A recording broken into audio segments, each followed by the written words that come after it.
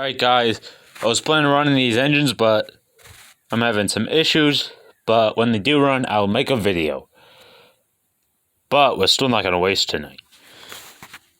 We got, the Stirling engine was from yesterday. We got a nitro engine. I got a clutch for it, I haven't mounted it. I didn't realize, but that the engine does not come, or most of these, like this one, did not come with a glow plug. So no compression and no heat, so it's not gonna run. Right now it's just a hunk of junk until I get the glow plug. This hooks onto the glow plug, warming it up. When the thing heats up enough, it will basically combust.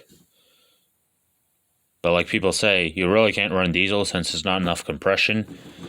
But that's rarely, if you're a good enough mechanic, you just need to put on the top of the cylinder, take off the head, and put a spacer so it has more compression area to raise the compression. There's the carburetor. This is to adjust the fuel needle. This little screw, little black thing there. That's where you put the fuel line. This thing here is a prime bubble. It's a little weird. Took me a minute, but apparently you gotta push and pull. There we go. It helps when you have two hands, but it is moving a little bit. This is the intake. Let's see. Hang on. I know I threw it in here somewhere, guys. Come on. Oh, that's... Yeah, by the way, I got my neg tape, so that's gonna be fun.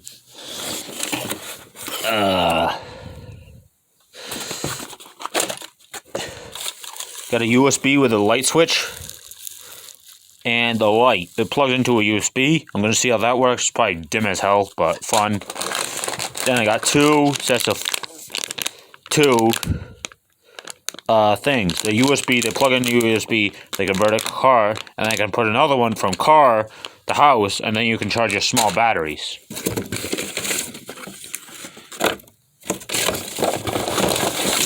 I got extensions just because, yeah, I found them and I kind of needed them, so that went in with the order as well. Here's another one. I don't know if the impact compatible, because I kind of bought them fast, because there was a sale going on.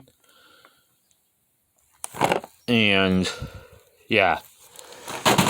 Sorry, that I'm so used to the GoPro, I'm not really good at the phone for videotaping. This is the clutch, well, the pieces, you can kind of see them. If you can't see them, don't mind, because with the naked eye, I can barely see them through the packages. And here is the air filter. The only thing I don't get is why it hugs against a block.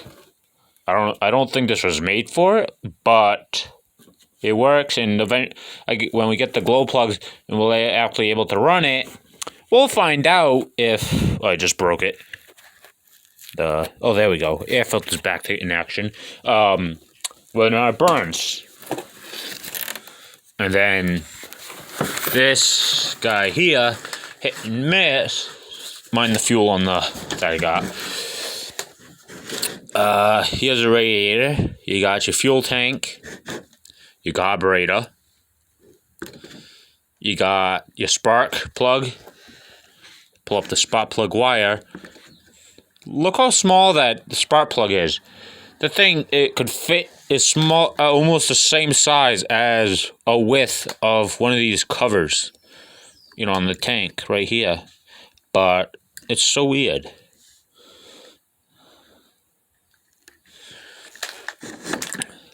I think this is the exhaust valve. They have another valve here. I don't know what that one does. I'm assuming that was intake, but they used the piston instead because there's no arm on it. There's only for what looks to be possibly the exhaust.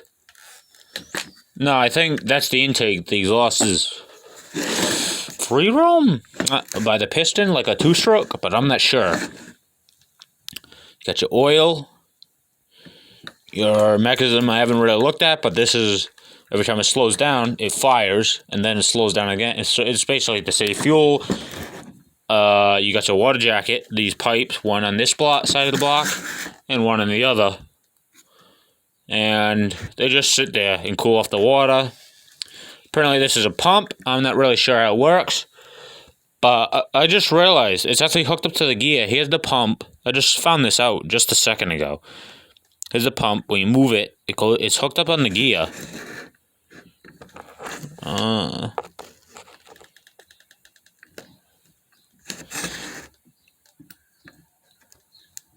And it's pumping. And I guess that's how it works. So this one here and this one on the top must be check valves, and this thing here is the back part of the pump. So here's a reservoir, also / radiator. It sucks it up.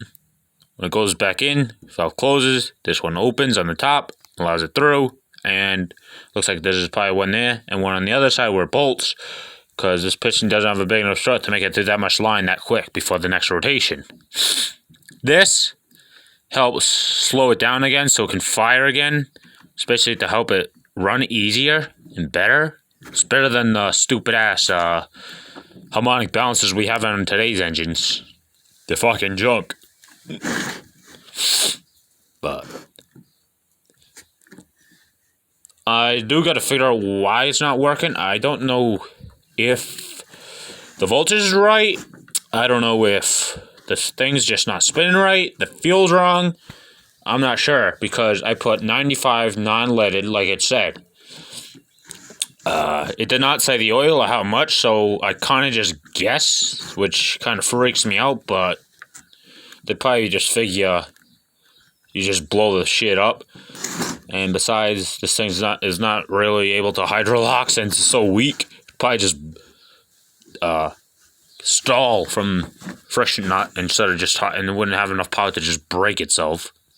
I always prefer diesels or steam though, because mostly steam, because they're quieter, and you just light it, and based on that, the heat, you just open and close a valve for the air. And steam is more powerful. But gas is, I guess, okay. But I don't know. It's just kind of cool. That'd be cool. The one thing I wish they would make, and I think I'm going to put on their site and ask, is making this, but like a diesel. Where it'd have a glow plug, you'd use similar to a nitro, but it'd be on the top. And it'd be a diesel. Imagine a little diesel running. Holy shit. By the way, when I'm planning on eventually saving up enough money to get my own little machine shop going, and I'm going to stop making little diesel engines. And it won't be having oil pan either. It'll be little grease fittings on, like, say, here's a grease fitting, here's a, that kind of stuff. And you'll go around greasing it, say, like one of the old steam engines, basically. Similar to that. You'll go around, grease it in the morning, take off with it, and then at the end of the day, you just clean it up, get ready for the next day, grease it up every time you took off. And every once in a while, maybe stop, check it. If needs more grease or oil, depending on what the fitting is, you just stop. Do that and problem solved. No oil changes needed. You just got to be very careful on how much you stop to check your oil. So, I'm not really sure if I'm going to really bother with this much, but I don't know. Gives me ideas for my future homemade engines.